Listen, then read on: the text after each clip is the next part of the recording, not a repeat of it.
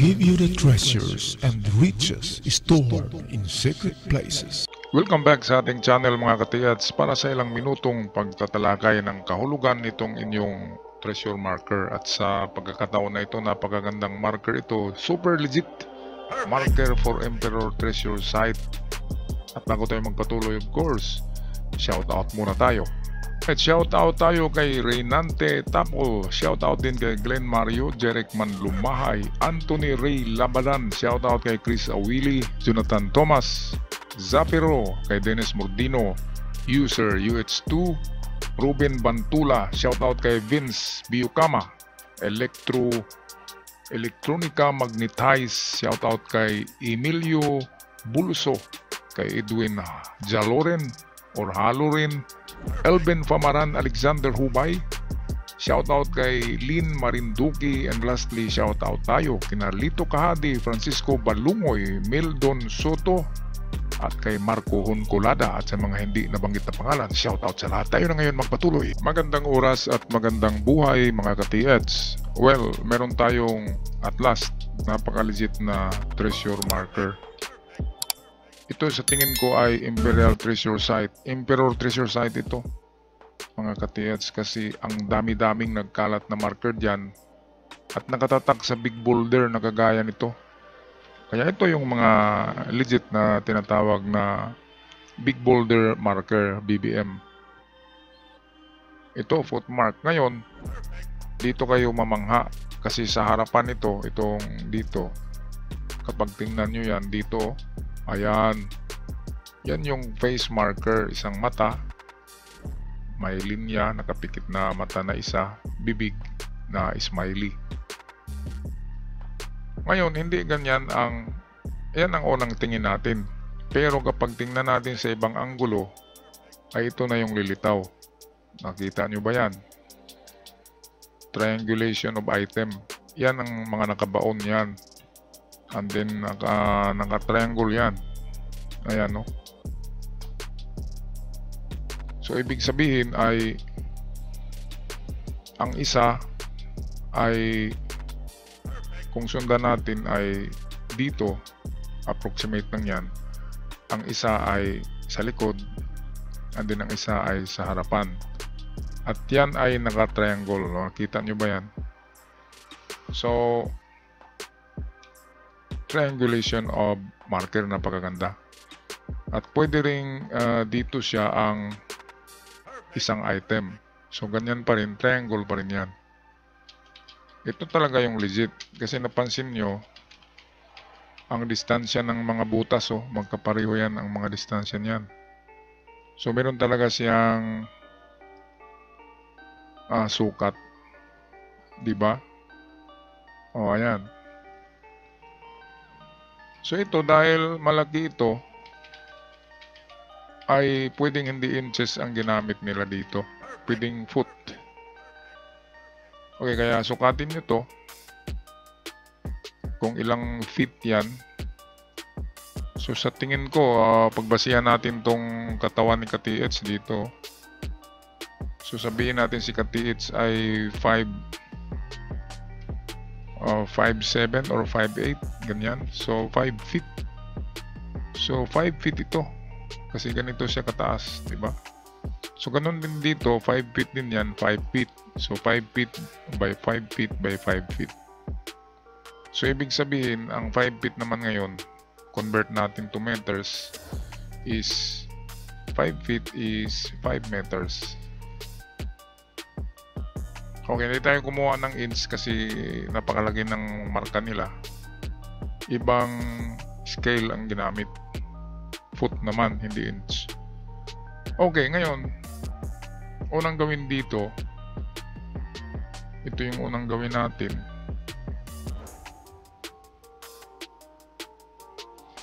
I-locate natin tong isa, ito na item. So sa ganyang sign, dot, and then merong linya. Karamihan yan ay dito ang direksyon niya. At tama-tama naman kasi tamang-tama, oh. Kasi yung linya, kung idirekta natin yan dito papunta, ay meron siyang tatamaan, di ba? Ito yata na bato ang tatamaan niya, oh. So, yan na distansya. Kapag 5 meters yan, swak siya, pasok siya. Kapag 5 meters ito, galing sa bato, okay, galing dito, kapag yan ay 5 meters, so yan ang ating first test dig. Test dig nyo yan mga katiyats. Lakihan nyo lang 2x2, 2 by 2 meters. 2 by 2 meters ang lawak ng inyong hukay. Lakihan nyo lang. So ito yung ating first na hukay dyan. Ngayon galing dito, itong pangalawa naman tayo ito. So galing dito, punta din tayo ng 5 meters papunta rito. So 5 meters din yan. At mag-test dig tayo. So nakita nyo na. Kasi yan ang given dito. Parang stone map kasi ito. Ito 5, 5, at 5. Kaya doon sa likod, ito pa rin na punteriya. Tingnan nyo yung alignment niya. Ay 5 meters din ito. At mag-test dig din kayo dito. Ayan. So kung atin yan i-total at i-connect, perfect triangulation siya, di ba? Okay, ngayon kapag itong dito, kapag hindi diyan positive, ay pwede kayong mag-reverse or mirror image. Kasi itong dalawa sigurado na to. Dito lang kasi yung linya pwedeng binaliktad nila, pwedeng papunta rin sila dito ng 5 meters.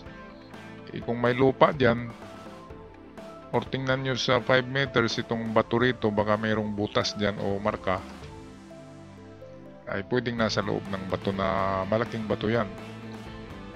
Ngayon 5 meters dito, tingnan nyo kung anong meron. Okay, kung i-triangle natin yan, triangulate, naka-triangle din yan.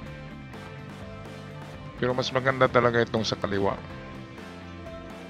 Kasi ang kaliwa ay supported yan ng isa pang marka sa likod. Tingnan nga natin ang likod nito. So, ito na yung ano. Ang mga digging spot natin, 3. 1, 2, 3. Okay, punta na tayo sa likod ng bato. Dito makikita nyo. Ayan, super legit.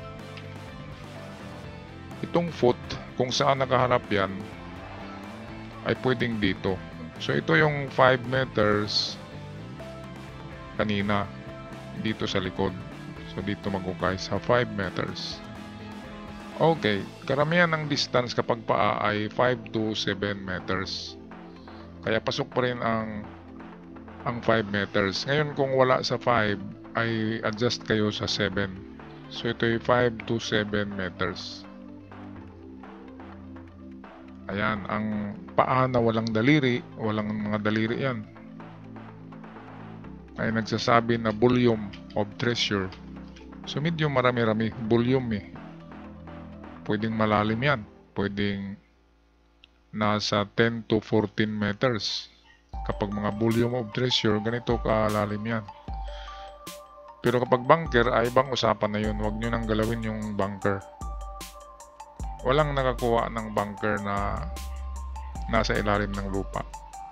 Yung nakuha nila sa ibabaw na mga bunker, hindi yun yung bunker na big deposit. Yun yung medium. Kasi ang big deposit, halimbawa 30 tons of gold bars na mga bunker, ay malalim talaga yan. 30 meters, 60 meters. Iba dyan umabot ng 100 meters deep, lalim. Okay, so ito yung kanina, yung nakita natin sa harapan, ito yun, no? Ito yung sa likod dito. Ayan. So kapag wala dyan, ay tama na itong pinuntirya ng paa. Ay ito yung isang ano dito, item.